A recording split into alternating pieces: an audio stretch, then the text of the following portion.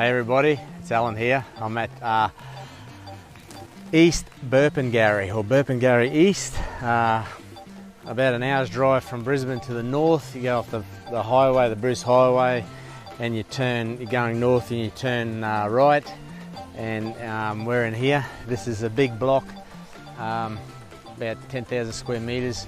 And we're going to do a little joint venture together with friends of ours, and we're going to cut this site up into three.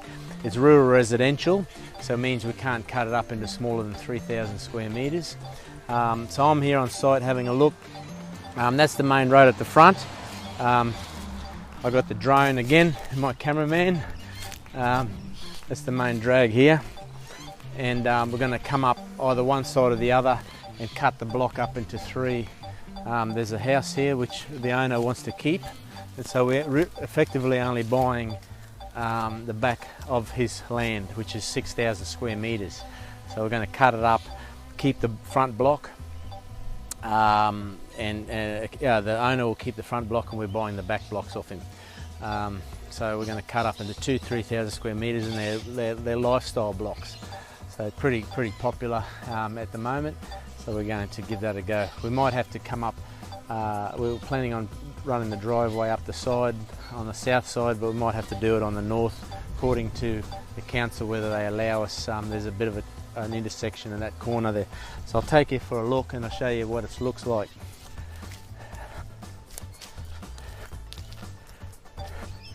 Obviously if we come up the north side here, we're going to have to move the shed for the cellar, and we'll move it in there a little bit so you can still use it. Yeah, so you can see it's quite very rural here. There's lots of natives,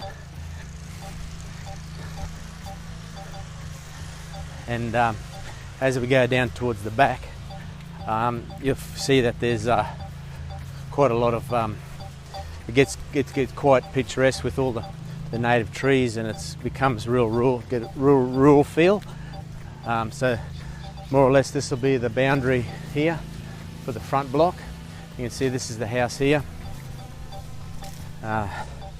This is the house, the front of the block here, and then this will be the second block of land from here down to about that tree over there.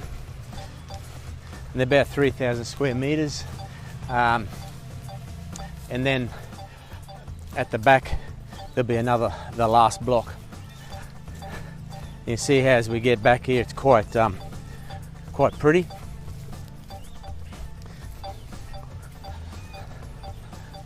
Yeah. What's important here is that we've got a few challenges. I'll stand here now.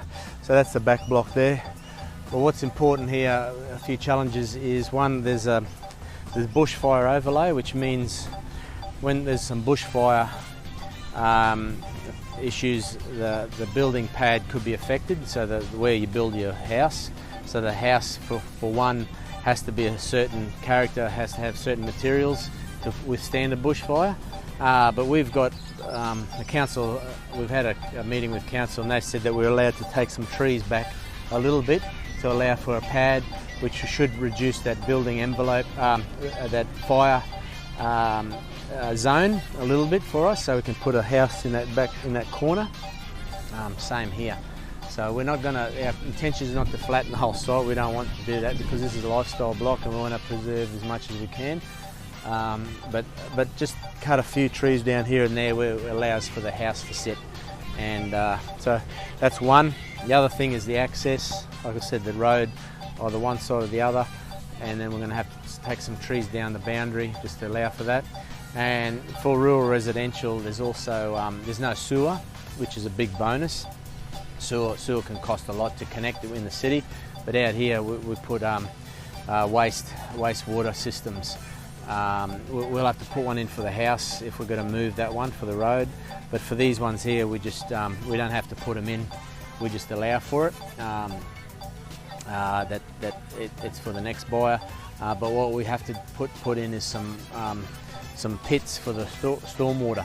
So when the council doesn't want runoff from the roof to shoot out at a big jet and then create issues for the neighbours and for the environment. So what you have to do is put that into a pit, into the ground, and then it overflows into like a sheet. So it's nice, slow, smooth running water. So that's what we'll have to put in, and that don't cost very much. So anyway, it looks like a good deal. The owner's a lovely guy. He's in his later years, but he's lovely to work with. And yeah, so this is a project we'll get stuck into shortly, and hopefully by the end of the year it'll be all done. So that's it. Talk soon.